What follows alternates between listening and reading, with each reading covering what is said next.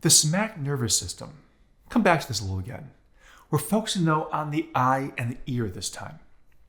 Now, in this case, the eye and the ear, we'll start with the eye, we'll get to the ear a little bit later on.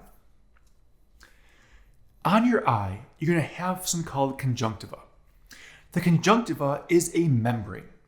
Now, this membrane is actually going to line the eyelid, known as the palpebral conjunctiva. So if you're looking at your eyelid, that inside line of the eyelid, maybe you've ever had an eye doctor flip the eyelid over and kind of look at it, that is going to be part of the conjunctiva lining the eyelid. The other part of the conjunctiva is basically the ocular conjunctiva. That's covering the whites of your eye. So the actual eye itself has this membrane coating it, covering it, the conjunctiva. It's helping to lubricate and protect the eye. Because obviously you can get things into parts and debris and dust and things get in there. But the lubrication helps make sure every time you blink, you're not scratching the actual eye itself. Now, maybe you've heard of the conjunctiva before. Maybe you've heard of it in relation to conjunctivitis, or known as pink eye. That's when the membrane gets infected. That infection gives that pinkish hue to the eye at that point. But the conjunctiva lines the inside of the eyelid and covers the white of your eye. The lacrimal apparatus. Now, in a second, I'll show a picture of what this looks like. But for now, let's talk about what it is, and we'll get to that in a second. The lacrimal apparatus is located on the lateral sides of your eye. So it's always up on the lateral sides. It's going to help with secretion of your tears. So the tears get secreted onto the lateral sides of your eye. Now, those tears are made up of mucus, antibodies, and lysozymes. So hold on, mucus.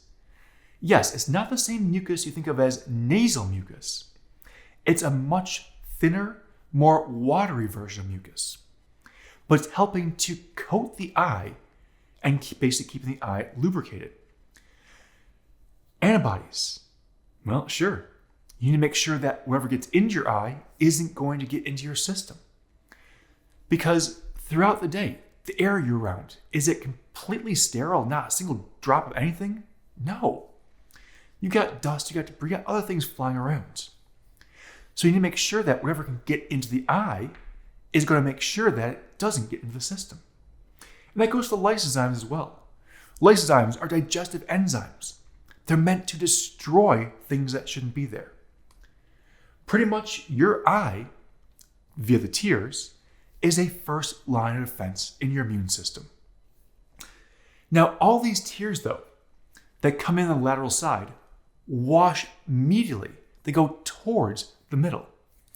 They're going to then basically enter at this superior lateral duct, enter them outside.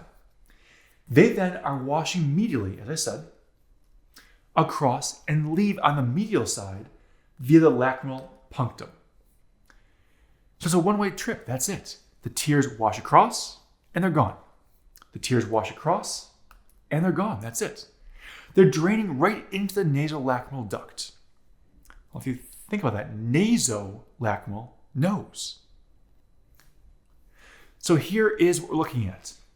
We're starting with the lacrimal gland out here, lateral side of the eye.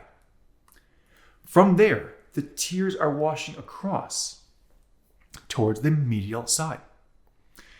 Why wouldn't you want the tears to go back and forth, by the way? Well, think about it. If they're catching any dust or debris, do you want it to be washed back into your eye? No, it always goes towards the middle. That's why if you'll notice in the morning, or if you have anything like dust or debris in your eye, it always collects on the medial corner of your eye because all the tears are going medially. You then have the ductwork. The lacrimal punctum is right here. Lacrimal canal goes into the lacrimal sac right here.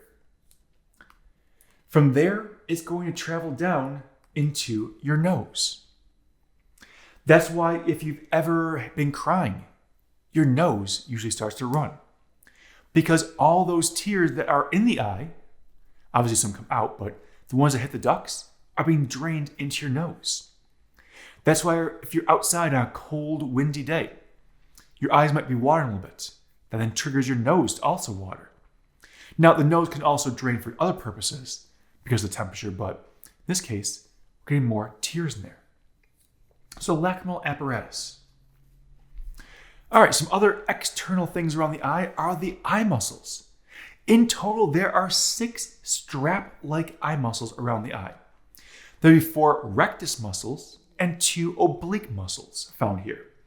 They're helping to maintain the shape of the eyeball. They're helping to control movement of the eyeball. So the 4 rectus muscles all originate from what's called the annular ring. They're running backwards behind the eye. This ring attaches all 4 of these muscles and anchors them at a point behind the eyeball.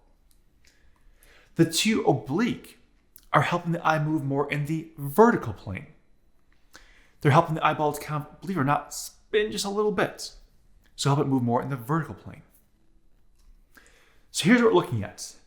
This anterior view over here, you're going to notice that you have the superior rectus, the lateral rectus, the medial rectus, the inferior rectus. They're all named based on location. So if it's on the outside of the eye, that's the lateral rectus. If it's above, that's the superior rectus. But then we also have, remember, the 2 oblique muscles. Here's the inferior oblique, and here's the superior oblique running back. The inferior and the superior obliques, if you notice, they don't run straight back. They run off the eye and then back.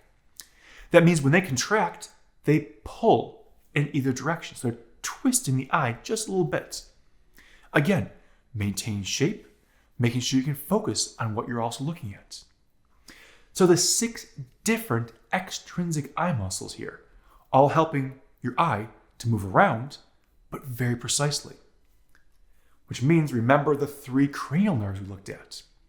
Looked at the oculomotor, the trochlear, and the abducens. Between these 3, we have very precise control of these 6 muscles. So this high amount of innervation, 3 cranial nerves, allows for very precise, very accurate movements of our eye. So some structures around the external of the eye itself.